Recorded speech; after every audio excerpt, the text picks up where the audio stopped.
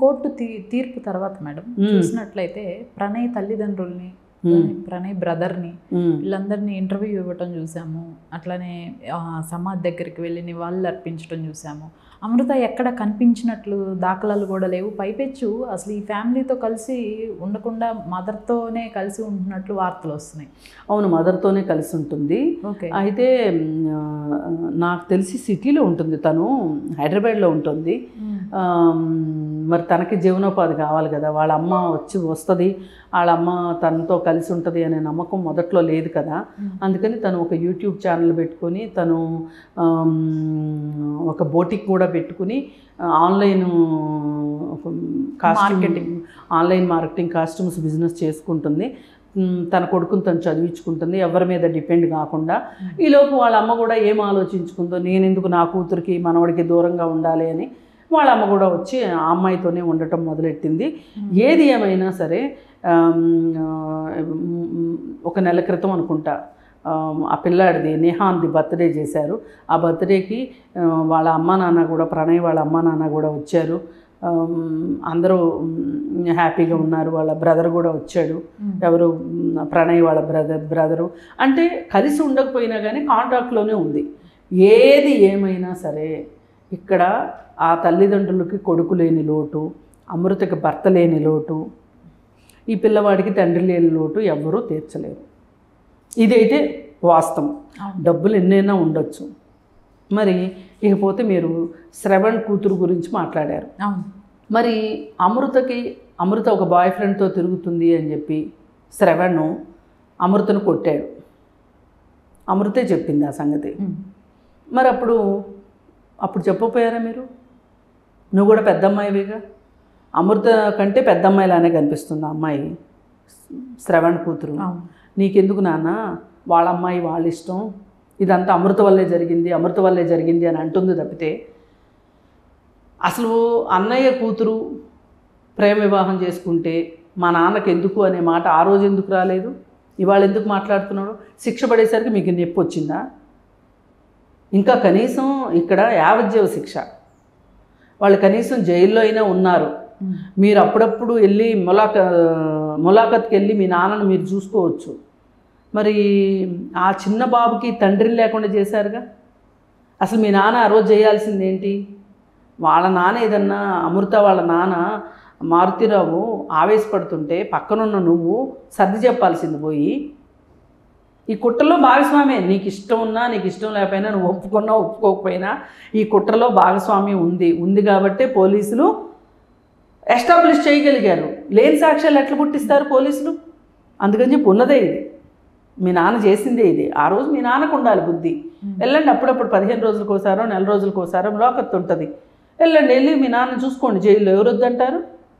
మరి ఆ బుడ్డోడికైతే ములాఖత్ అయినా లేదుగా వాళ్ళ నాన్నతోటి. వాళ్ళ నాన్న అసలు వాడు పుట్టక ముందే చచ్చిపోయాడు కదా వాళ్ళ నాన్న. ఇప్పుడు అమృతకైనా అంతే కదా, భర్త ఎక్కడి నుంచి వస్తాడు? మరి ప్రణయ్ తల్లిదండ్రులకి ఏ ములాఖత్ ఉంది వాళ్ళ అబ్బాయితో? వాళ్ళల్లో వాళ్ళు మాట్లాడుకుని వాళ్ళల్లో వాళ్ళు వేదన చెందటం, బాధపడటమే కానీ మీకు ఇంకా ఈ హక్కు అన్నా ఇచ్చింది ప్రభుత్వం.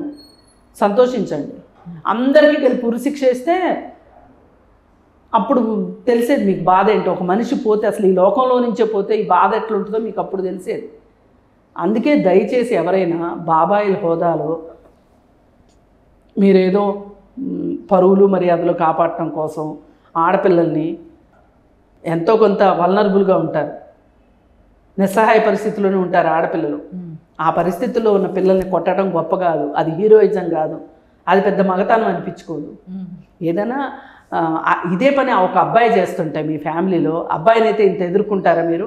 అమ్మాయిని కాబట్టి 4 తన్ని కాళ్ళు ఎరగొట్టి ఇంట్లో కూర్చోబెట్టారు, ఎన్నోసార్లు వేరే స్కూలుకు మార్చారు. ఇవన్నీ చేసేవన్నీ తెలియకుండా ఉండవు కదా. హీరోయిజంగా చెప్పుకుని ఉంటాడుగా ఇంట్లో శ్రవణం. మరి అప్పుడు ఎందుకు కాదనలేదు? పైగా అసలు ఇక్కడ ఇంకొక అసలు విషయం ఏంటి అంటే, మారుతిరావు మొదటి నుంచి డబ్బులు ఉన్నాడు కాదు, ఇలా కుటుంబం మామూలు కుటుంబమే. రియల్ ఎస్టేట్ దందాలు అవి ఇవి చేసి, చీకటి వ్యాపారాలు చేసి మీకు కుటుంబం డబ్బులు ఉన్న వాళ్ళగా తయారయ్యారు మీరు. అలాగే ఈ గుజరాత్ వీళ్ళతోటి పరిచయాలు ఉన్నాయి. గుజరాత్ మనుషులు చంపే గ్యాంగులతోటి అలాగే పరిచయం వీళ్ళకి. ఓకే. లేకపోతే వీళ్ళకి అంత అర్జెంటుగా వీళ్ళకి ఎక్కడ దొరికేవాళ్ళు? సఫారీ తీసుకున్న గ్యాంగు. ఇప్పుడు సఫారీ తీసుకుని చంపేవాళ్ళు కూడా ఆలోచించాలి.